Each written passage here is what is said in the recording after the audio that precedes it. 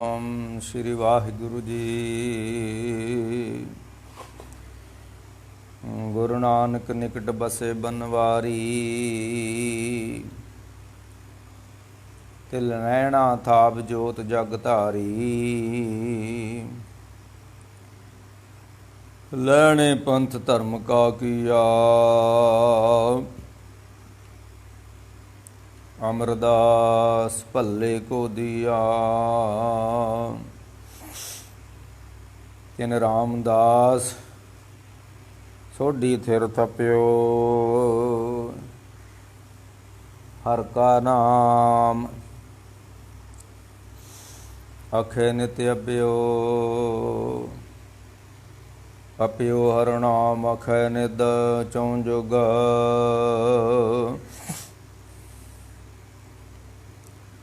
गुर सेवा कर फल लहिं, बंदे जो चरण शरण सुख पावे। परमानंद गुरमुख कहियं, प्रतख दे पार ब्रह्म स्वामी। आदि रूप भूखन भरणं, सतगुर गुर सेव लख गत जाकी। श्री रामदास तारण तरणं, नानक बैठा पखे वाओ। लम्मे सेवे दर खड़ा,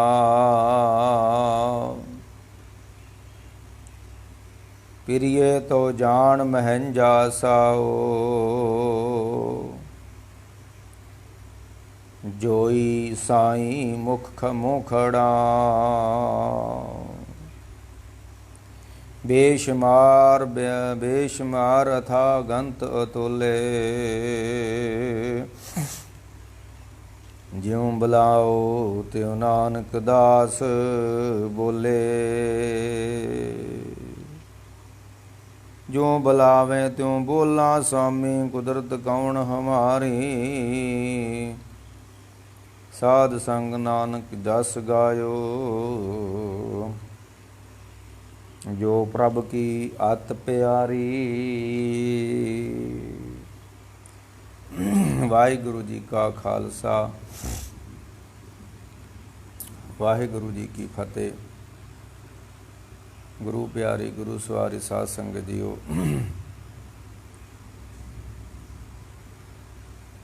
अज आपां एक श्लोक की व्याख्या करनी है। श्लोक है मारू की वार महला पंजवां दखणे। ते श्लोक गुरु अर्जन देव जी महाराज जी का है, जिहदे विच उन्हां ने दस्सिया कि जदों बंदा रब दे राह ते तुरदा है तो कुछ प्राप्त ना होवे तो बंदा थक जाता है, बंदा अक जाता है। जदों बंदा थक जाता है तो वो फिर हौसला हार जाता है।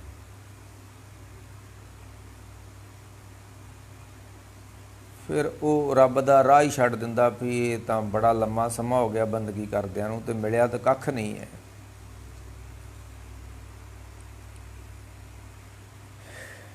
ये राह औखा होने करके ते इस राह दे जे पांधी हुंदे ने, इस राह दे जो मुसाफिर हुंदे ने वो राह ही छड्ड जांदे ने। जिस तरह किसी ने कहा सी ना कि काफले बढ़ गए जा मिट गए, रास्ते सुनशान नजर आ रहे हैं। जिहड़े धर्म नूं राह जांदे ने, धर्म स्थानां नूं माफ़ करना,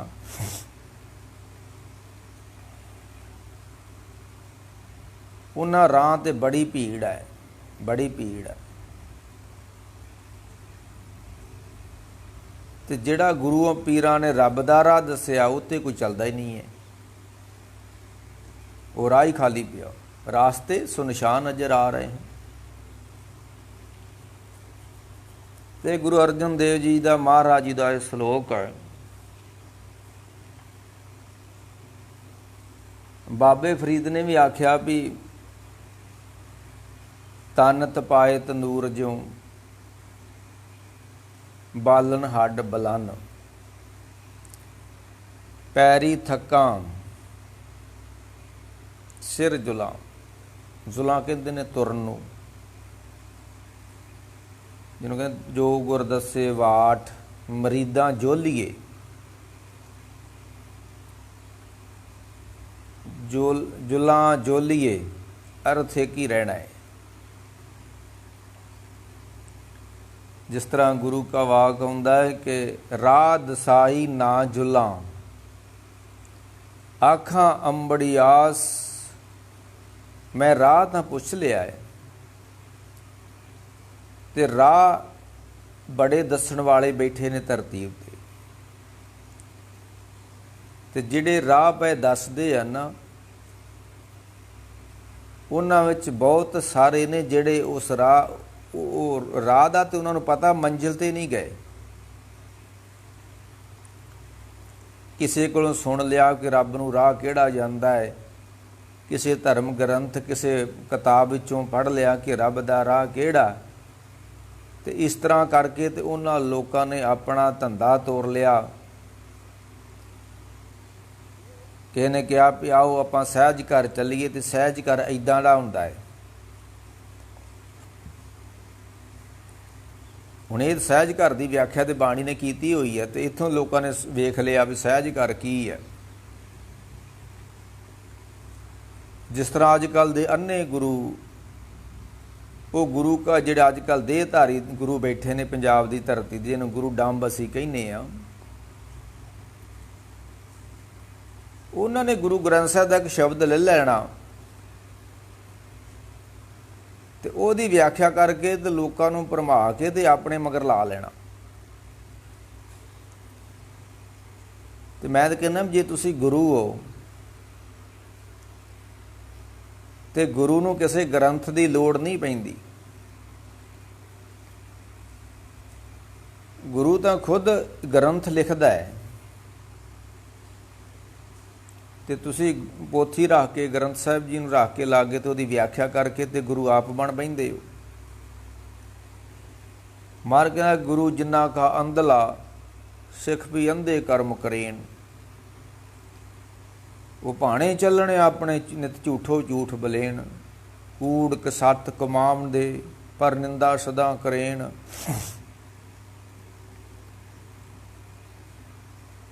ਮੈਂ ਕਹਿ ਰਿਹਾ ਸੀ ਕਿ ਗੁਰੂ ਕਾ ਵਾਕ ਆਉਂਦਾ ਹੈ ਕਿ ਰਾਹ ਦਸਾਈ ਨਾ ਜੁਲਾਂ।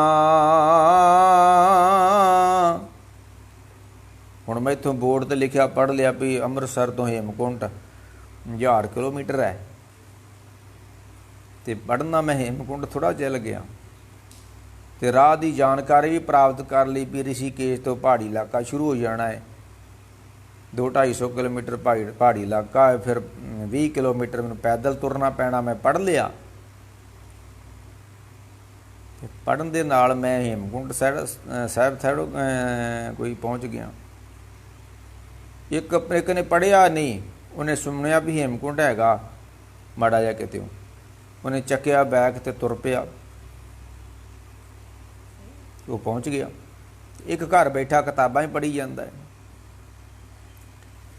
ਇਹ ਰੱਬ ਦੇ ਮਾਰਗ 'ਤੇ ਲੋਕੀ ਬਹੁਤ ਭਟਕੇ ਹੋਏ ਨੇ। ਮੈਂ ਤਾਂ ਕਹਿੰਦਾ ਵੀ ਜਿੰਨਾ ਧਾਰਮਿਕ ਬੰਦਾ ਭਟਕਣਾ ਵਿੱਚ ਹੈ, ਇੰਨਾ ਦੁਨੀਆਦਾਰ ਬੰਦਾ ਭਟਕਣਾ 'ਚ ਨਹੀਂ ਹੈ। ਹੁਣ ਦੁਨੀਆਦਾਰ ਬੰਦੇ ਨੇ ਕੋਈ ਚੀਜ਼ ਖਰੀਦਣੀ ਹੈ, ਜੇ ਤੇ ਉਹਨੇ ਲੋਹਾ ਲੈਣਾ ਹੈ, ਕੋਈ ਲੋਹੇ ਦੀ ਚੀਜ਼ ਲੈਣੀ, ਉਹ ਹਾਰਡਵੇਅਰ 'ਤੇ ਜਾਏਗਾ।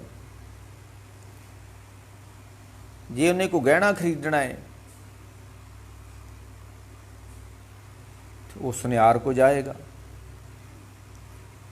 ਜੇ ਉਸਨੇ ਕੋਈ ਸਬਜ਼ੀ ਖਰੀਦਣੀ ਆ, ਉਹ ਸਬਜ਼ੀ ਵਾਲੀ ਦੁਕਾਨ ਤੇ ਜਾਏਗਾ। जिसने कपड़ा खरीदना तो बजाज को जाएगा, कपड़े वाले को जाएगा। दुनिया दे उत्ते दुनियादार इन्ना नहीं भटकदा जिन्ना एक बंदा धार्मिक भटक रहा है। ਰਾਹ ਕਹੀਂ ਰਾਹੀ ਕਹੀਂ। ਉਹ ਭਾਈ ਜਿੱਧਰ ਨੂੰ ਤੁਸੀਂ ਜਾ ਰਹੇ ਰਾਹ ਰੱਬ ਦਾ ਰਾਹ ਹੀ ਨਹੀਂ, ਤੇ ਤੁਸੀਂ ਕਹਿੰਦੇ ਸੀ ਰੱਬ ਦੇ ਰਾਹ ਹੁਣ ਤੁਰੇ ਜਾਣਦੇ ਆ। ਰਾਹ ਕਹੀਂ ਰਾਹੀ ਕਹੀਂ, ਇਸ ਤਰ੍ਹਾਂ ਪਹੁੰਚਾ ਰਹਿਬਰ ਕਹੀਂ। ਰਹਿਬਰ ਨੇ ਕੁਝ ਹੋਰ ਕਿਹਾ ਤੇ ਤੁਸੀਂ ਰਾਹ ਕੋਈ ਹੋਰ ਫੜ ਲਿਆ ਤੇ ਕਿਸੇ ਹੋਰ ਰਾਹ ਤੁਰ ਗਏ, ਤੇ ਉਹ ਅੱਗੇ ਜਾ ਕੇ ਮੰਜ਼ਿਲ ਨਹੀਂ ਆਉਣੀ। ਜਦੋਂ ਰਾਹੀ ਭਟਕ ਜਾਂਦਾ ਹੈ ਨਾ ਰਾਹ ਤੋਂ ਆ ਧਰਤੀ ਤੇ ਤੁਰਦਿਆਂ ਹੋਇਆ ਵੀ, ਤੇ ਜਿੰਨਾ ਮਰਜ਼ੀ ਤੁਰਿਆ ਜਾਵੇ ਅੱਗੇ ਉਹਦੇ ਜਾ ਕੇ ਮੰਜ਼ਿਲ ਨਹੀਂ ਆਉਂਦੀ ਉਹਦੀ, ਉਹਨੂੰ ਫਿਰ ਵਾਪਸ ਆਉਣਾ ਪੈਂਦਾ ਹੈ।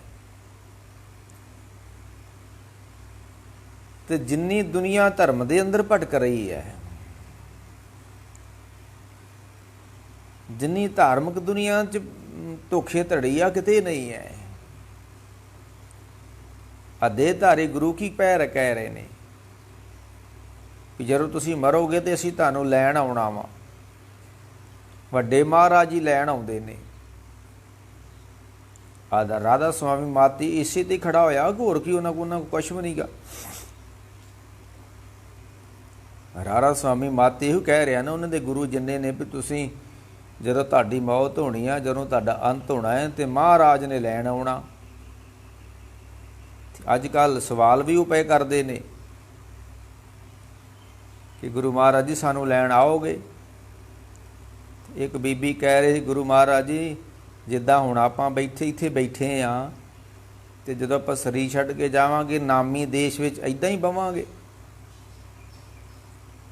ਇਹ ਕਿੱਡਾ ਧੋਖਾ ਧੜੀ ਧਰਤੀ ਤੇ ਹੋ ਰਹੀ ਆ, ਤੇ ਦੁਨੀਆ ਨੂੰ ਪਤਾ ਨਹੀਂ ਲੱਗਣ ਦਿਆ ਵੀ ਧਰਮ ਹੁੰਦਾ ਕੀ ਆ। ਦੁਨੀਆ ਭਟਕ ਰਹੀ ਆ। ਤੇ ਮੈਂ ਕਿਸੇ ਉਹਦੇ ਚੇਲੇ ਨੂੰ ਕਿਹਾ ਸੀ ਵੀ ਕਿ ਇਹ ਤੇਰਾ ਜਿਹੜਾ ਗੁਰੂ ਹੈ ਧਰਮ ਦੀ ਵਿਆਖਿਆ ਠੀਕ ਕਰ ਰਿਹਾ।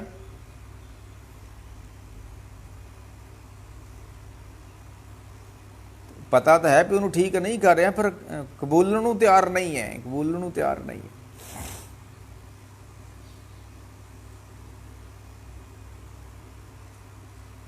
ਹੁਣ ਈਦ ਆ ਰਹੀ ਹੈ, ਮੱਕੇ ਦੀ ਹੱਜ ਹੋ ਰਹੀ ਹੈ, ਕਰੋੜਾਂ ਬੰਦੇ ਜਾ ਰਹੇ ਨੇ ਮੱਕੇ ਨੂੰ, ਤੇ ਦੁਨੀਆ ਦੀ ਸਭ ਤੋਂ ਵੱਡੀ ਪਸ਼ੂ ਮੰਡੀ, ਮਾਲ ਮੰਡੀ, ਜਿਹਨੂੰ ਬੱਕਰ ਮੰਡੀ ਕਹਿ ਲਓ, ਉਹ ਮੱਕੇ ਸ਼ਹਿਰ 'ਚ ਆ। ਤੇ ਦੁਨੀਆ ਦਾ ਜੋ ਊਠ, ਬਲਦ, ਭੇਡੂ, ਬੱਕਰਾ, ਮੱਝ, ਗਾਂ ਸਭ ਉੱਥੇ ਵੜ ਦੇਣੀ ਹੈ, ਤੇ ਕਹਿਣਾ ਕਿ ਖੁਦਾ ਨੂੰ ਖੁਸ਼ ਕਰ ਦਿੱਤਾ। ਇਹ ਸਭ ਤੋਂ ਦੁਨੀਆ ਦਾ ਵੱਡਾ ਭੁਲੇਖਾ ਹੈ ਕਿ ਖੁਦਾ ਨੂੰ ਖੁਸ਼ ਕਰ ਸਕਦਾ ਹੈ। ਬਾਣੀ ਕਹਿੰਦੀ ਨਾ ਤੂੰ ਆਵੇਂ ਵਸ ਬਹੁਤ ਘਨਾਵਣੇ, ਨਾ ਤੂੰ ਆਵੇਂ ਅਸ ਵੇਦ ਪੜਾਵਣੇ। ਅਖੀਰ ਤੇ ਜਲ ਕੇ ਕਿਹਾ ਤੂੰ ਭਗਤਾਂ ਕੇ ਵਸ, ਭਗਤਾਂ ਤਾਣ ਤੇਰਾ, ਭਗਤਾਂ ਤਾਣ ਤੇਰਾ। ਕੀ ਉਹਨੂੰ ਵੀ ਬੱਕਰੇ ਖਾਣ ਦੀ ਲੋੜ ਹੈ? ਕੀ ਉਹ ਸਾਡੇ ਕੋਲ ਕੁਰਬਾਨੀ ਪਿਆ ਮੰਗਦਾ ਹੈ? ਕੀ ਉਹ ਗੋਸ਼ਤ ਖਾਂਦਾ ਹੈ? ਰੱਬ ਅੱਲਾਹ ਦੇ ਨਾਂ 'ਤੇ ਕੁਰਬਾਨੀ ਕਰਨੀ ਹੈ ਤੇ ਤਾਂ ਅੱਲਾਹ ਖੁਸ਼ ਹੁੰਦਾ ਹੈ? ਨਹੀਂ ਨਹੀਂ ਨਹੀਂ ਨਹੀਂ ਨਹੀਂ।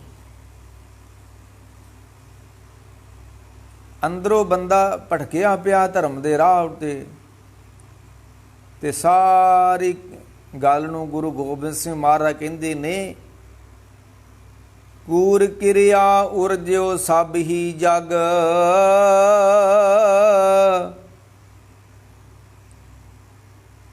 ਸ਼੍ਰੀ ਭਗਵਾਨ ਕੋ ਭੇਦ ਨਾ ਪਾਇਓ। ਗੁਰੂ ਗੋਬਿੰਦ ਸਿੰਘ ਮਹਾਰਾਜ ਨੇ ਇਸ ਸਵਈਏ ਦੇ ਅੰਦਰ ਜਿਹੜੇ ਬੁੱਤਾਂ ਦੀ ਪੂਜਾ ਕਰਦੇ ਨੇ, ਜਿਹੜੇ ਕੋਈ ਦੱਖਣ ਦੇਸ਼ ਹਰੀਕਾ ਵਾਸਾ, ਤੇ ਜਿਹੜੇ ਪੱਛਮ ਨੂੰ ਜਾਂਦੇ ਨੇ, ਮੱਕੇ ਨੂੰ ਜਾਂਦੇ ਨੇ, ਕੋਈ ਹਿੰਦੂ ਲੋਕ ਦੱਖਣ ਨੂੰ ਜਾਂਦੇ ਨੇ ਤੇ ਕੋਈ ਗਲ ਵਿੱਚ ਮੂਰਤੀਆਂ ਪੈ ਲਟਕਾਉਂਦੇ ਨੇ।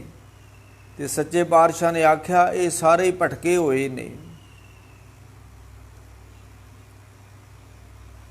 ਕਾਹੂ ਲੈ ਪਾਹਨ ਪੂਜ ਧਰਿਓ ਸਿਰ, ਕਾਹੂ ਲੈ ਲਿੰਗ ਗਰੇ ਲਟਕਾਇਓ, ਕਾਹੂ ਲਖਿਓ ਹਰ ਅਵਾਚੀ ਦਿਸ਼ਾ ਮੇ। ਅਵਾਚੀ ਕਹਿੰਦੇ ਨੇ ਦੱਖਣ ਨੂੰ।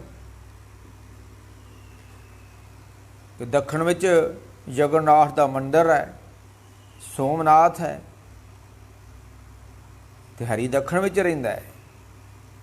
ਕਾਹੂ ਲਖਿਓ ਹਰ ਵਾਚੀ ਦਿਸ਼ਾ ਮੈਂ, ਤੇ ਕਾਹੂ ਪਿਛਾਂ ਕੋ ਸੀਸ ਨਵਾਇਓ। ਤੇ ਕਿੰਨੀ ਦੁਨੀਆ ਪੱਛਮ ਨੂੰ, ਮੱਕੇ ਨੂੰ ਸਿਰ ਪਿਆ ਨਵਾਉਂਦੀ ਹੈ। ਕਾਹੂ ਲੈ ਪਾਹਨ ਪਿਛਾਂ ਕੋ ਸੀਸ ਨਵਾਇਓ, ਕੋ ਬਤਾਨ ਕੋ ਪੂਜਤ ਹੈ ਪਸ। ਕੋਈ ਬੁੱਤਾਂ ਦੀ ਪੂਜਾ ਕਰਨ ਲੱਗ ਪਿਆ। ਰੱਬ ਦਾ ਰਾਹ, ਧਾਰਮਿਕ ਦੁਨੀਆ ਨੇ ਰੱਬ ਦਾ ਰਾਹ ਛੱਡਿਆ ਹੋਇਆ ਵਾ। ਰੱਬ ਦੇ ਰਾਹ ਤੇ ਕੋਈ ਨਹੀਂ ਹੈ, ਰਾਸਤੇ ਸੁਨਸਾਨ ਨਜ਼ਰ ਆ ਰਹੇ ਹੈ। ਰੱਬ ਦੇ ਰਾਹ ਨੂੰ ਨਹੀਂ ਕੋਈ ਜਾ ਰਿਹਾ। ਕੋਈ ਕੋ ਬਤਾਨ ਕੋ ਪੂਜਤ ਹੈ ਬਸ, ਕੋ ਮਰਤਾਨ ਕੋ ਪੂਜਣ ਤਾਇਓ। ਕੋਈ ਬੁੱਤ ਬਣਾ ਕੇ ਬੈਠਾ ਤੇ ਕੋਈ ਬਰਸੀਆਂ ਪਿਆ ਮਨਾਉਂਦਾ ਹੈ, ਕੋਈ ਕਬਰਾਂ ਤੇ ਮੇਲੇ ਪਿਆ ਮਨਾਉਂਦਾ ਹੈ, ਕੋਈ ਸ਼ਰਾਧ ਪਿਆ ਕਰਦਾ ਹੈ। ਸਾਡੇ ਵੱਡੇ ਵਡੇਰੇ ਸਨ। ਇਹ ਕੀ ਹੋ ਰਿਹਾ ਹੈ? ਆ ਜਿਹੜੀਆਂ ਹੁਣ ਦਰਬਾਰ ਸਾਹਿਬ ਦੇ ਅੰਦਰ ਪੁਰਾਣੇ ਕੋਠੇ ਨਿਕਲੇ ਨੇ, ਬਾਹਰ ਜਿਹੜੀ ਸਰਕਾਰੀ ਥਾਂ ਵਾ ਉਹ, ਤੇ ਉਹ ਜਿੰਨਾ ਵੀ ਗਲਿਆਰਾ ਸਕੀਮ ਆ ਸਾਰਿਆਂ ਦੇ ਥੱਲੇ ਉੱਥੇ ਕੋਠੇ ਨੇ। ਤੇ ਕੁਝ ਸ਼ਰਾਰਤੀ ਲੋਕ ਉਹ ਪੁਰਾਣੀਆਂ ਇੱਟਾਂ ਨੂੰ ਲੈ ਕੇ ਪਏ ਲੜਦੇ ਨੇ। ਧਰਮ ਦੇ ਨੀਲੇ ਬਾਣੇ ਪਾਏ ਹੋਏ ਨੇ ਤੇ ਨਾਮ ਰੱਖਿਆ ਹੋਇਆ ਸਦਭਾਵਨਾ ਦਲ। ਤੇ ਸਾਰੀ ਦਿਹਾੜੀ ਵਡਾਲਾ ਲੋਕਾਂ ਨੂੰ ਗਾਲਾਂ ਪਿਆ ਕੱਢਦਾ ਹੈ ਤੇ ਨਾਂ ਰੱਖ ਲਿਆ ਸਦਭਾਵਨਾ ਦਲ। ਸਦਭਾਵਨਾ ਵਿੱਚ ਤਾਂ ਸਾਰੇ ਆ ਜਾਂਦੇ ਨੇ, ਤੂੰ ਤਾਂ ਇਕੱਲਾ ਹੀ ਤੁਰਿਆ ਫਿਰਦਾ ਹੈ। ਤੂੰ ਤੇ ਸਿੱਖਾਂ ਦਾ ਵੈਰੀ ਬਣ ਗਿਆ। ਜਿਸ ਦਰਬਾਰ ਸਾਹਿਬ ਦੇ ਅੰਦਰ ਬੈਠ ਕੇ ਤੇਰਾ ਇੰਨਾ ਨਾਮ ਉੱਚਾ ਹੋਇਆ ਹੈ, ਜਿਸ ਗੁਰੂ ਰਾਮਦਾਸ ਦੇ ਦਰ ਤੇ ਬੈਠ ਕੇ ਤੇਰਾ ਨਾਮ ਉੱਚਾ ਹੋਇਆ ਹੈ, ਤੇ ਜੇ ਅੱਜ ਕੋਈ ਚੀਜ਼ ਗੁਰੂ ਰਾਮਦਾਸ ਦੇ ਦਰ ਤੇ ਬਣ ਰਹੀ ਹੈ, ਸਰਕਾਰ ਕੋਲੋਂ ਥਾਂ ਲਿਆ, ਉਹ ਕੋਈ ਪੁਰਾਣੀ ਵਿਰਾਸਤ ਨਹੀਂ ਹੈ। ਕੱਲ ਇੱਕ ਬੈਠਾ ਕਹਿ ਰਹੇ ਸਾਡੀ ਸੰਪਰਦਾ ਦੀ ਨਿਸ਼ਾਨੀ ਲੱਭੀ ਉੱਥੀ। ਮੈਂ ਕੋ ਇੱਕ ਗੋਲਕ ਹੋਰ ਰੱਖ ਲਿਓ, ਅੱਗੇ ਗੋਲਕਾਂ ਰੱਖਣ ਵਿੱਚ ਤੁਹਾਨੂੰ ਕਸਰ ਛੱਡੀ ਹੋਈ ਆ। ਹੋਰ ਗੋਲਕ ਰੱਖ ਕੇ ਬਹਿ ਜਾਓ ਉੱਥੇ, ਵੀ ਪੁਰਾਣਾ ਕੋਠਾ ਸਾਡੇ ਵੱਡਿਆਂ ਵਡੇਰਿਆਂ ਦਾ। ਅੱਗੇ ਕੌਮ ਥੋੜ੍ਹੀ ਭਟਕ ਰਹੀ ਹੈ, ਅੱਗੇ ਕੌਮ ਥੋੜ੍ਹੀ ਉਲਝੀ ਹੋਈ ਹੈ। ਤੇ ਤੁਸੀਂ ਇੱਕ ਹੋਰ ਉਹ ਪੁਰਾਣੀਆਂ ਜਿਹੀਆਂ ਇੱਟਾਂ ਨਿਕਲੀਆਂ ਦਰਬਾਰ ਸਾਹਿਬ ਤੇ ਕਹਿ ਦਿਓ ਕਿ ਸਾਡੀ ਸੰਪਰਦਾ ਦੀ ਵਿਰਾਸਤ ਆ, ਤੇ ਉੱਥੇ ਹੀ ਗੋਲਕ ਰੱਖ ਕੇ ਬਹਿ ਜਾਓ ਤੁਸੀਂ। ਹੋਰ ਅੱਗੇ ਪ੍ਰਕਰਮਾਂ 'ਚ ਥੋੜ੍ਹੀਆਂ ਗੋਲਕਾਂ ਪਈਆਂ ਹੋਈਆਂ ਨੇ, ਹੋਰ ਗੋਲਕ ਰੱਖਣੇ ਚਾਹੁੰਦੇ ਤੁਸੀਂ। ਪੁਰਾਣੀਆਂ ਇੱਟਾਂ ਨੂੰ ਤੁਸੀਂ ਆਪਣੀ ਵਿਰਾਸਤ ਸਮਝਦੇ ਹੋ। ਦੁਨੀਆ ਚੰਦਰਮਾ ਤੋਂ ਤਾਂ ਜਾ ਰਹੀ ਹੈ ਤੇ ਤੁਸੀਂ 500 ਸਾਲ ਪੁਰਾਣੀਆਂ ਇੱਟਾਂ ਪਈਆਂ ਉੱਥੋਂ ਨਿਕਲੀਆਂ ਥੱਲਿਓਂ, ਤੇ ਤੁਸੀਂ ਲੜਦੇ ਪਏ ਹੋ। ਤੁਸੀਂ ਕਹਿੰਦੇ ਪਏ ਸਾਡੀ ਸੰਪਰਦਾ ਦੀ ਇੱਥੇ ਜਗ੍ਹਾ ਹੁੰਦੀ ਸੀ। ਮੈਂ ਕਹਿ ਰਿਹਾ ਸੀ ਕਿ ਜਿੰਨੀ ਦੁਨੀਆ ਧਾਰਮਿਕ ਭਟਕ ਰਹੀ ਹੈ, ਦੁਨੀਆ ਧਰਮ ਦੇ ਅੰਦਰ, ਉਨੀ ਦੁਨੀਆ ਸੰਸਾਰ ਤੇ ਨਹੀਂ ਭਟਕ ਰਹੀ। ਜਿੰਨੀ ਦੁਨੀਆ ਧਰਮ ਦੇ ਅੰਦਰ ਆਣ ਕੇ ਕੁਰਾਏ ਪੈ ਗਈ ਆ, ਉਨੀ ਦੁਨੀਆ ਬਾਹਰ ਨਹੀਂ ਕਿਰਾਏ ਪਈ ਹੋਈ। ਜਿਹੜੀ ਚੀਜ਼ ਅਸੀਂ ਖਰੀਦਣੀ ਹੁੰਦੀ, ਅਸੀਂ ਉਸ ਦੁਕਾਨ ਤੇ ਜਾਣੇ ਤੇ ਉੱਥੋਂ ਲੈਂਦੇ ਹਾਂ। ਤੇ ਰੱਬ ਨੂੰ ਮਿਲਣ ਵਾਸਤੇ ਕੋਈ ਮੱਕੇ ਨੂੰ ਭੱਜਾ ਜਾਂਦੇ ਆ, ਰੱਬ ਨੂੰ ਮਿਲਣ ਵਾਸਤੇ ਕੋਈ ਇੱਧਰ ਨੂੰ ਭੱਜਾ ਜਾ ਰਿਹਾ। ਨਾ ਨਾ ਨਾ ਨਾ ਨਾ, ਇਹ ਕੁਰਾਏ ਪੈ ਗਈ ਆ। ਮੈਂ ਉਦੋਂ ਵੀ ਕਿਹਾ ਸੀ, ਜੇ ਧਰਮ ਤੁਰਦ ਅੰਦਰ ਸਾਡੇ ਨਾ ਜਾਵੇ ਤੇ ਸਾਡਾ ਧਰਮ ਬਾਰ-ਬਾਰ ਹੀ ਰਹਿ ਜਾਵੇ। ਝੰਡਿਆਂ ਤੱਕ, ਡੰਡਿਆਂ ਤੱਕ, ਕਿਰਪਾਨਾਂ ਤੱਕ। ਸਾਡਾ ਗੁਰਦੁਆਰਾ ਵੱਡਾ ਹੈ, ਸਾਡਾ ਗੁਰਦੁਆਰਾ ਦਾ ਝੰਡਾ ਵੱਡਾ ਹੈ, ਹਾਂਜੀ, ਸਾਡੀ ਪੱਗ ਵੱਡੀ ਹੈ, ਅਸੀਂ ਤਾਂ ਵੱਡੇ ਹਾਂ, ਸਾਡਾ ਧਰਮ ਵੱਡਾ ਹੈ। ਤੇ ਗੁਰੂ ਅਰਜਨ ਦੇਵ ਜੀ ਕਹਿੰਦੇ ਨੇ ਸਰਬ ਧਰਮ ਹੈ ਸ੍ਰੇਸ਼ਟ ਧਰਮ, हर को नाम जप निर्मल कर्म। कोई जप नहीं जिंदगी विच, कोई अमृत वेला नहीं गा, ते धर्म नूं की करना असीं? धर्म किस काम है? मैं कह रहा सी कि गुरु अर्जन देव जी कहते ने, राह दसाई ना जुला। मैं राह पुछ लिया पर तुरी नहीं है। धर्म की दुनिया अंदर इस तरह ही हो रहा है। मंजिल पे जाना है, किससे पूछूं रास्ता मंजिल से जाना है। जिसनू तेरी खबर हो बेखबर मिला। जेड़े पहुंच गए ना, उन्होंने नहीं मुड़ के दसिया लोगों भी किहड़ा राह जांदा है, क्योंकि राह बड़ा सुखाला नहीं, राह सौखा नहीं है, राह बड़ा औखा है। तो जिन्हों ने धर्म ग्रंथों में पढ़ लिया वह राह किहड़ा है, एक ते पहुँच गया, उन्हें चक्या अपना बैग ते तुर पिया हेमकुंड नूं ते पहुँच गया हेमकुंड ते, घर बैठा हेमकुंड दीयां किताबां पिया पढ़ रहा है। तो मुड़ के लोगों नूं भी दसे, जिहड़ा गया नहीं उत्थे किताब पढ़ के दसे आ राह है। नहीं नहीं, जिसनू तेरी खबर वो बेखबर मिला। तो जेड़े खबरां दसदे ने ना परमात्मा दियां, सहज कर दियां, तुरी अवस्था दियां, निज कर दियां, इन्हां नूं कोई खबर नहीं है। जिन्हां नूं खबर हो जाए तो यह भी रौला ना पाउण। बेखबर बाद बकाए, गुरु ग्रंथ साहिब जी कहते हैं। खबर कोई नहीं है। वो साडे नाल घुमदा ही बंदा मुलाजिम, तो सारी दिहाड़ी उन्हें खेतों च काम करते रहना, तो रात को ड्यूटी आना 8 बजे। असीं भी रात ड्यूटी करते हैं, तो सारे देश दियां ते पाकिस्तान दियां खबरां सुना देनियां। काम करदे तुरिया करदा करदा ड्यूटी ते आ जांदा, कोलों ही उत्थे गोला चल गया, उत्थे हो गया, बंदे मार दिते, किते होया कख भी ना। ते धर्म की दुनिया अंदर तो रौला ही बड़ा पिया होया है। कोई 4 गाइयां रख के बह गया जी, बल्ले बल्ले असीं गाइयां की सेवा करते हैं। कोई कबूतर रख के बह गया, कोई मोर रख के बह गया। ये सारे राह रब दे राह तो सारे भटक गए ने। तो मार कहते राह दसाई ना जुला, आखां अंबड़ी आस। तुरिया नहीं पुछ लिया, तो जदों मैं तुरिया ही नहीं तो यह भी दावा कर दिता कि मैं पहुँच गया वां। आखां अंबड़ी आस, मैं आख रहा मैं पहुँच गया उत्थे। पर गुरु अर्जन देव जी कहते ने, तैसे नाल अकूहणा। मैनू कदी साहब ने कुवाया ही नहीं, मैं उहदे नाल कदी बोलिया ही नहीं। तैसे नाल अकूहणा, क्यों थी वे कारवास। तो जद मेरे नाल बोलिया ही नहीं, तो अपने घर विच मैनू किवें निवास देवेगा, अपने घर विच किवें वड़न देवेगा? नहीं नहीं नहीं नहीं। लो गुरु अर्जन देव जी दा एक श्लोक है, सुनो तो फिर व्याख्या करिए। नानक बैठा भखे वाऊ। गुरु अर्जन देव जी कहते मैं बैठा होया वां, पखे वाऊ, हवा भख रहे हैं। जिद्दां बाबे फरीद जी ने नहीं किया कि तन तपाए तंदूर ज्यों, बालन हड बलन, पैरी थकां सिर जुलां, जे मूँह परी मलन। मैनू पता लग जावे कि मैं आ कुछ करां तो मैनू रब मिल सकता है। तो बाबा फरीद जी कहते वो करदियां करदियां होया तो मैनू शरीर नू इन्ना कष्ट देना पै जावे कि तन तपाए तंदूर ज्यों। जदों कोई सख्त काम करता है ना, फिर तन तपदा है।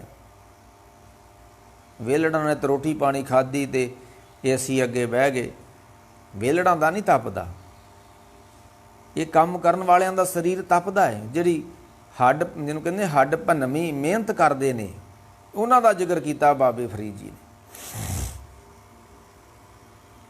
ਤਨ ਤਪਾਏ ਤੰਦੂਰ ਜਿਉਂ, ਮੈਂ ਇਸ ਸਰੀਰ ਨੂੰ ਤੰਦੂਰ ਵਾਂਗੂ ਹੀ ਤਪਾ ਦੇਵਾਂ।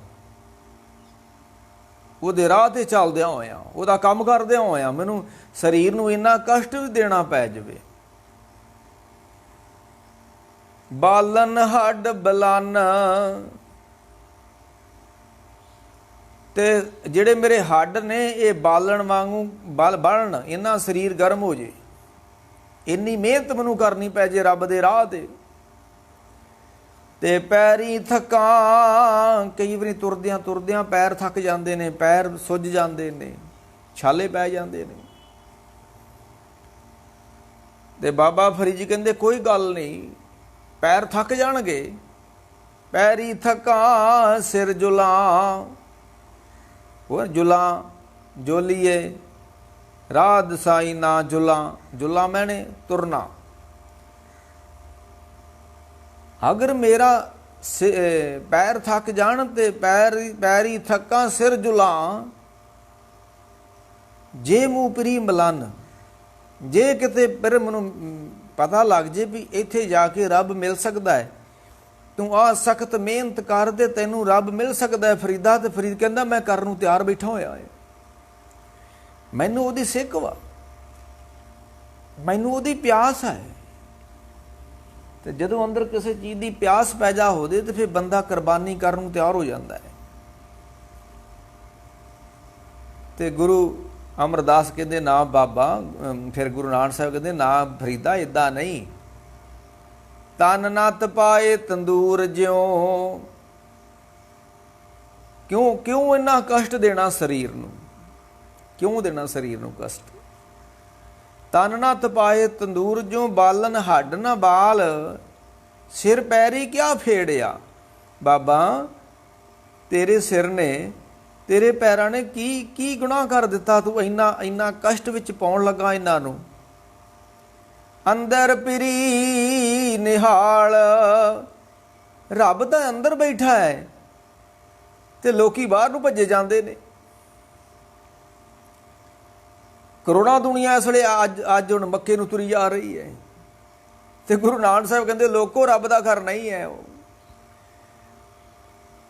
ਲੋਕੀ ਬਾਹਰੋਂ ਲੱਭਣਾ ਚਾਹੁੰਦੇ ਨੇ, ਜਦ ਕਿ ਬਾਹਰ ਹੈ ਹੀ ਨਹੀਂ ਹੈ। ਬਾਹਰ ਭਾਲਣ ਜੋ ਜਾਏ, ਆਏ ਮੂਲ ਗਵਾਏ। ਮੈਂ ਅੱਗੇ ਵੀ ਕਹਿਣਾ ਹੁੰਦਾ ਹੈ ਕਿ ਧਰਮ ਦੀ ਦੁਨੀਆ ਅੰਦਰ ਸਭ ਤੋਂ ਵੱਡਾ ਭਰਮ ਕੀ ਹੈ? ਪਰਮਾਤਮਾ ਨੂੰ ਖੋਜਣਾ, ਬਾਹਰੋਂ ਉਸ ਨੂੰ ਲੱਭਣਾ। ਬਾਹਰੋਂ ਇਸ ਕਰਕੇ ਲੋਕੀ ਲੱਭਦੇ ਨੇ, ਲੱਭਣਾ ਸੌਖਾ ਹੈ। ਅੰਦਰੋਂ ਇਸ ਕਰਕੇ ਨਹੀਂ ਲੱਭਦੇ, ਜਿੱਥੋਂ ਬਾਹਰੋਂ ਲੱਭਦੇ ਪਏ ਨੇ ਉੱਥੇ ਹੈ ਨਹੀਂ ਹੈ, ਤੇ ਜਿੱਥੇ ਹੈਗਾ ਵਾ ਉੱਥੋਂ ਲੱਭਦੇ ਨਹੀਂ ਹੈ। ਬਸਤ ਕਹੀਂ ਢੂੰਡਤ ਕਹੀਂ, ਬੰਦਿਆ ਉਹ ਚੀਜ਼ ਤੇ ਕਿਤੇ ਹੋਰ ਪਈ ਹੋਈ ਹੈ ਤੇ ਲੱਭਦਾ ਤੂੰ ਕਿਤੇ ਹੋਰ ਵਾ।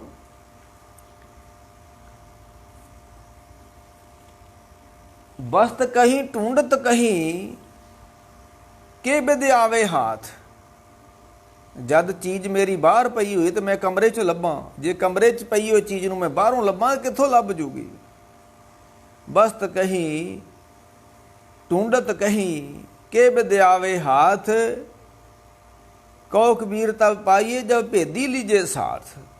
ਜਿੰਨੇ ਉਸ ਵਸਤੂ ਨੂੰ ਲੱਭਿਆ ਨਾ, ਉਹਨੂੰ ਪੁੱਛੋ ਵਸਤੂ ਕਿੱਥੇ ਪਈ ਹੈ। ਇਹਨਾਂ ਲੱਭਿਆ ਨਹੀਂ ਤੇ ਬਾਹਰੋਂ ਲੱਭਦੇ ਫਿਰਦੇ ਨੇ। ਤੀਰਥ ਜਾਓ ਤਾਂ ਹੋਂ ਕਰਦੇ ਪੰਡਤ, ਪੁੱਛੋ ਤੁਮ ਆਇਆ ਰਾਤੇ, ਸੋ ਸਥਾਨ ਬਤਾਵੋ ਮੀਤਾ। ਜੈ ਜਾਈਏ ਤੇ ਜਲ ਪਖਾਣ। ਤੀਰਥਾਂ ਤੇ ਜਾਓ ਕੀ ਮਿਲੇਗਾ? ਪਾਣੀ ਮਿਲੇਗਾ, ਮੂਰਤੀਆਂ ਮਿਲਣਗੀਆਂ ਪੂਜਣ ਵਾਸਤੇ। ਇਹਨਾਂ ਮੂਰਤੀਆਂ ਦੀ ਪੂਜਾ ਕਰ ਲਓ ਜੇ, ਇਸ ਜਗ੍ਹਾ ਦੀ ਪੂਜਾ ਕਰ ਲਓ ਜੇ। ਜੈ ਜਾਈਏ ਤੇ ਜਲ ਪਖਾਣ, ਤੂੰ ਪੂਰੇ ਹੋਏ ਸਭ ਸਮਾਨ। ਗੁਰੂ ਅਰਜਨ ਦੇਵ ਜੀ ਦਾ ਇਹ ਸਲੋਕ ਹੈ ਤੇ ਇਹਦੀ ਵਿਆਖਿਆ ਬੜੀ ਗੰਭੀਰ ਵਾ। ਨਾਨਕ ਬੈਠਾ ਭਖੇ ਵਾਓ, ਤੇ ਲੰਮੇ ਸੇਵੇ ਦਰ ਖੜਾ। ਐ ਪਰਮੇਸ਼ਰ, ਮੈਨੂੰ ਬੜਾ ਲੰਮਾ ਸਮਾਂ ਹੋ ਗਿਆ ਸੇਵਾ ਭਗਤੀ ਕਰਦਿਆਂ ਹੋਇਆ। ਲੰਮੇ ਸੇਵੇ ਦਰ ਖੜਾ, ਇਹਦੀ ਵਿਆਖਿਆ ਸਾਰੇ ਟੀਕਾਕਾਰਾਂ ਨੇ ਗਲਤ ਕੀਤੀ ਆ। ਇੱਕ ਕਿਸੇ ਸੱਜਣ ਨੂੰ ਮੈਂ ਪੁੱਛਿਆ, ਮੈਂ ਕਿਹਾ ਇਹਦਾ ਕੀ ਅਰਥ ਵਾ ਲੰਮੇ ਸੇਵੇ ਦਰ ਖੜਾ? ਕਹਿਣ ਲੱਗੇ ਜਦੋਂ ਸਿਮਰਨ ਕਰਨਾ ਤੇ ਸਾਹ ਲੰਮਾ ਖਿੱਚਣਾ। ਮੈਂ ਸਾਹ ਦੇ ਨਾਲ ਸਿਮਰਨ ਤੇ ਸਾਹ ਦੇ ਨਾਲ ਪਰਮਾਤਮਾ ਦਾ ਕੀ ਮਤਲਬ ਹੈਗਾ ਹੈ? ਤੇ ਨਾਲੇ ਇਹਦੇ 'ਚ ਸਿਮਰਨ ਦਾ ਜਿਗਰ ਨਹੀਂ ਹੈ।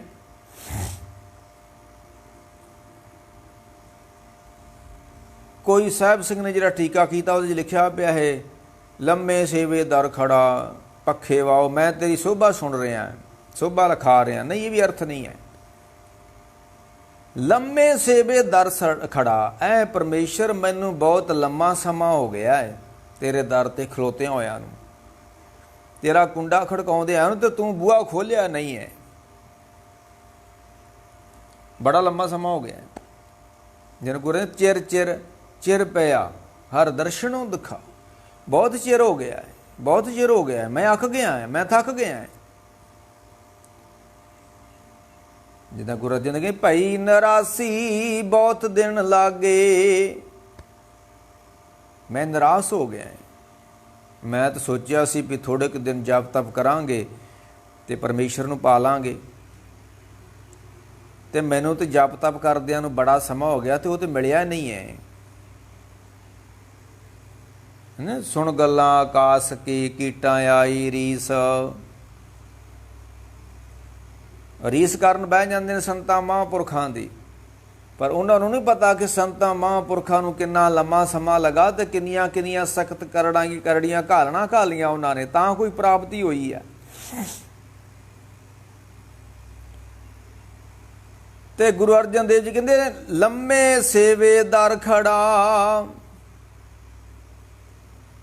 ਮੈਨੂੰ ਲੰਮਾ ਸਮਾਂ ਹੋ ਗਿਆ ਤੇਰੇ ਦਰ ਦਾ ਖੜਾ ਤੇ ਮੈਂ ਹੁਣ ਥੱਕ ਗਿਆ ਵਾਂ। ਮੈਂ ਕਹਿ ਰਿਹਾ ਸੀ ਕਿ ਰੱਬ ਦਾ ਰਾਹ ਕੋਈ ਬਾਹਰ ਰਾਹ ਨਹੀਂ ਹੈ। ਗੁਰੂ ਤੇਗ ਬਹਾਦਰ ਜੀ ਬਾਬੇ ਬਕਾਲੇ ਬੈਠੇ ਹੋਏ ਨੇ ਤੇ ਅੰਦਰ ਬੈਠੇ ਹੋਏ ਨੇ ਤੇ ਰੱਬ ਦੇ ਰਾਹ ਤੇ ਜਾ ਰਹੇ ਨੇ। ਬਰਸ ਟਿਕ ਜਾਣਾ ਹੀ, ਅੰਦਰ ਬੈਠ ਜਾਣਾ ਹੀ ਰੱਬ ਦਾ ਰਾਹ ਹੈ। ਬਾਹਰ ਕੋਈ ਰਾਹ ਨਹੀਂ ਹੈ। ਬਾਹਰ ਗੁਰੂ ਦੇ ਦਰ ਨੂੰ ਰਾਹ ਹੋ ਸਕਦਾ ਹੈ। ਪੈਰੀ ਮਾਰਗ ਗੁਰ ਚੱਲਦਾ, ਪੱਖਾ ਫੇਰੀ ਹੱਥਾ, ਅਕਾਲ ਮੂਰਤ ਦੇ ਧਿਆਨ ਦਾ ਦਿਨ ਰਹਿਣ ਜਪੰਥਾ। ਬਾਹਰ ਗੁਰੂ ਦੀ ਸੇਵਾ ਕੀਤੀ ਜਾ ਸਕਦੀ ਹੈ, ਗੁਰੂ ਦੇ ਦਰਸ਼ਨ ਹੋ ਸਕਦੇ ਨੇ, ਬਾਹਰੋਂ ਸੰਗਤ ਦੀ ਸੇਵਾ ਹੋ ਸਕਦੀ ਹੈ। ਇੱਕ ਬਾਹਰੀ ਕਰਮ ਨੇ, ਰੱਬ ਅੰਦਰੋਂ ਹੀ ਮਿਲਣਾ ਹੈ। ਗੁਰੂ ਤੇਗ ਬਹਾਦਰ ਅੰਦਰੋਂ ਪਏ ਖੋਜਦੇ ਨੇ। ਅੱਜ ਵੀ ਸ੍ਰੀ ਦਰਬਾਰ ਸਾਹਿਬ ਦੇ ਅੰਦਰ ਸ਼ਬਦ ਲੱਗਾ ਸੀ ਕਿ ਅੰਦਰੋਂ ਖੋਜੋ, ਬਾਹਰੋਂ ਨਹੀਂ। ਗੁਰ ਗੁਰ ਕਰਤ ਮਨ ਲੋਰੋ। ਇੱਥੇ ਗੁਰੂ ਅਰਜਨ ਦੇਵ ਜੀ ਕਹਿੰਦੇ ਨੇ ਜਦੋਂ ਕਿਸੇ ਨੂੰ ਲੰਮਾ ਸਮਾਂ ਹੋ ਜੇ ਨਾ ਕੋਈ ਕੰਮ ਕਰਦਿਆਂ ਤੇ ਪ੍ਰਾਪਤੀ ਨਾ ਹੋਵੇ, ਉਹ ਬੰਦਾ ਅੱਕ ਜਾਂਦਾ, ਥੱਕ ਜਾਂਦਾ। ਤੇ ਧਾਰਮਿਕ ਦੁਨੀਆ ਅੰਦਰ ਹੀ ਬੰਦੇ ਅੱਕ ਜਾਂਦੇ ਨੇ, ਥੱਕ ਜਾਂਦੇ ਨੇ, ਕਰਦੇ ਬੜਾ ਕੁਛ ਨੇ ਤੇ ਹੁੰਦਾ ਕੱਖ ਵੀ ਨਹੀਂ ਹੈ। ਸਾਰੀ ਜ਼ਿੰਦਗੀ ਗੁਰਦੁਆਰਿਆਂ ਮੰਦਰਾਂ ਮਸੀਤਾਂ 'ਚ ਘੁੰਮਦਿਆਂ ਹੋ ਗਈ, ਹੋਇਆ ਕੱਖ ਵੀ ਨਹੀਂ ਗਾ। ਸਬਰ ਸੰਤੋਖ ਸਹਿਜ ਟਿਕਾਓ ਕੱਖ ਨਹੀਂ ਆਇਆ। ਲੋਭ ਨਹੀਂ ਘਟਿਆ, ਮੋਹ ਨਹੀਂ ਘਟਿਆ, ਹੰਕਾਰ ਨਹੀਂ ਘਟਿਆ।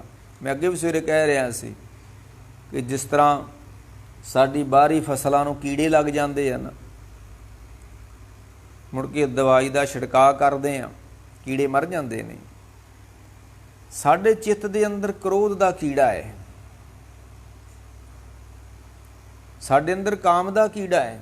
ਚਿੱਤ ਦੇ ਅੰਦਰ,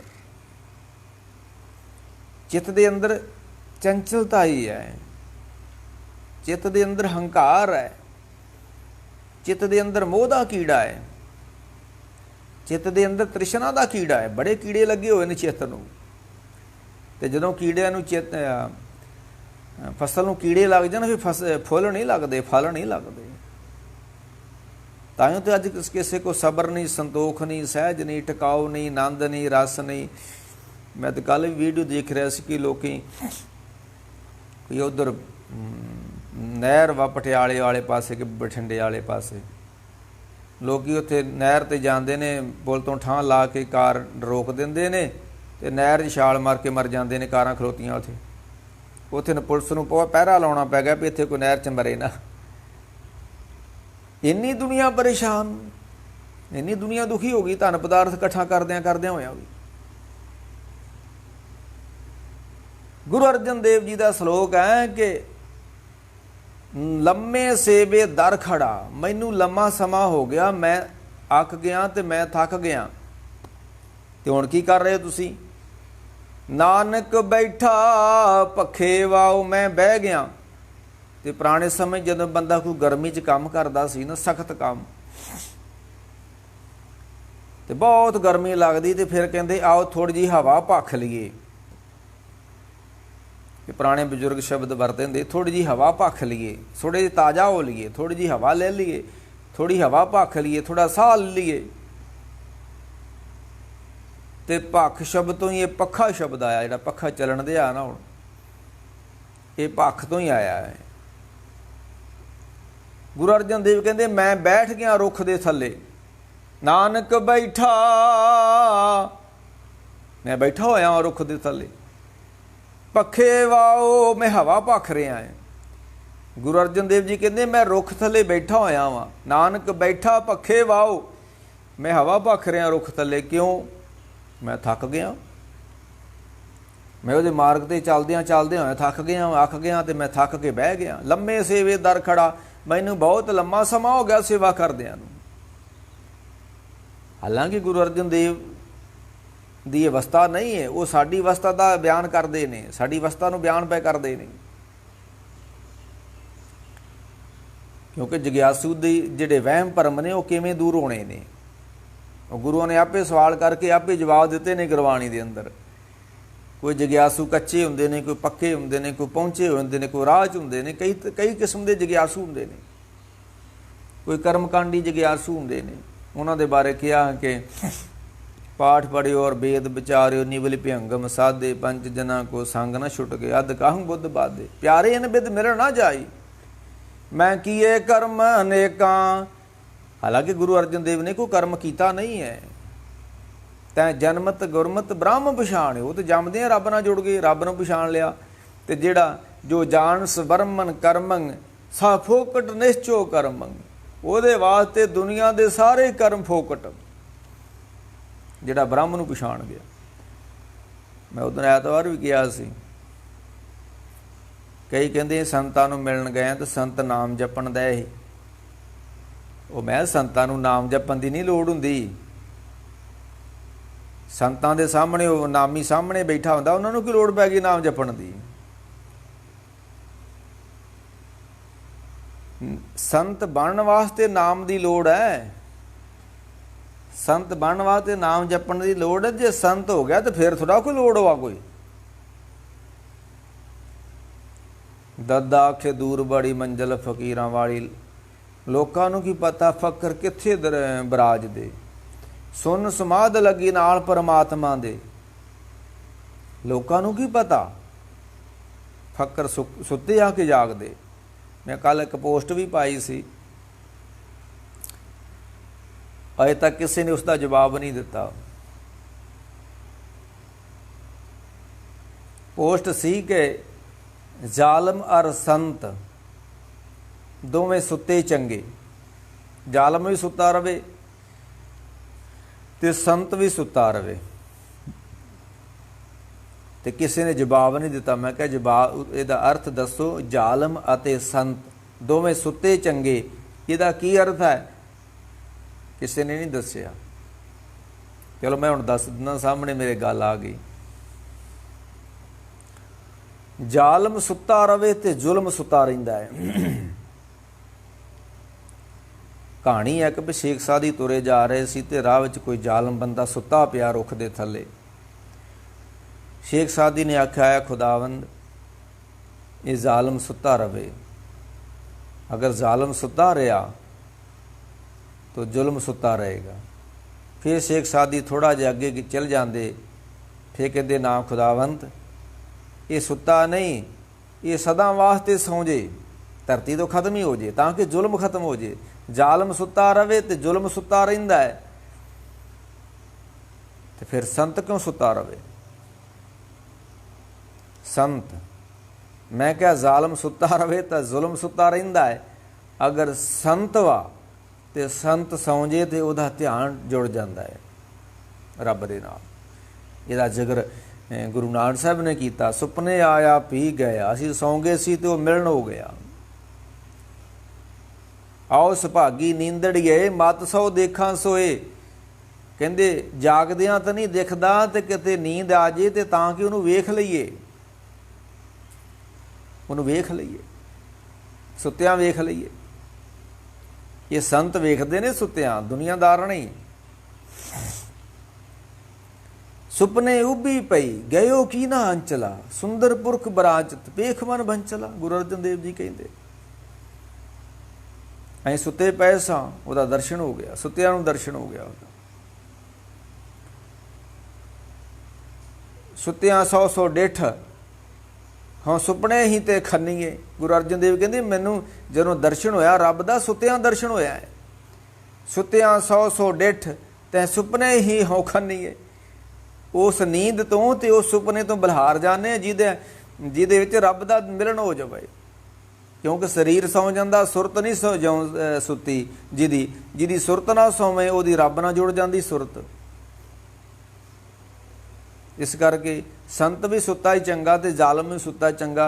उहदा जुल्म रुक जाता ते उहदा ध्यान टिक जाता है संत दा। जिद्दां भाई गुरदास ने कहा भी चातरक शब्द सुन अखियां उगर गई, मैं सुता सी ते मेरा ध्यान रब नाल टिकिया होया सी।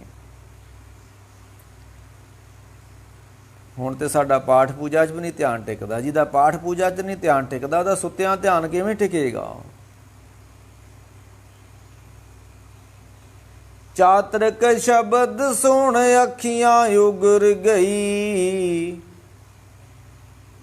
भाई गुरदास जी ਅਸੀਂ ਸੁੱਤੇ ਸਾਂ, ਸਾਡਾ ਧਿਆਨ ਜੁੜਿਆ ਹੋਇਆ ਸੀ ਤੇ ਲਾਗੇ ਆਣ ਕੇ ਬਬੀਹਾ ਬੋਲਿਆ, ਤੇ ਜਦੋਂ ਬਬੀਹਾ ਬੋਲਿਆ ਤੇ ਨੀਂਦ ਟੁੱਟ ਗਈ। ਜਦੋਂ ਨੀਂਦ ਟੁੱਟ ਗਈ ਤੇ ਉਹਦੇ ਨਾਲ ਧਿਆਨ ਟੁੱਟ ਗਿਆ। ਚਾਤਰਕ ਸ਼ਬਦ ਸੁਣ ਅੱਖੀਆਂ ਉਗਰ ਗਈ।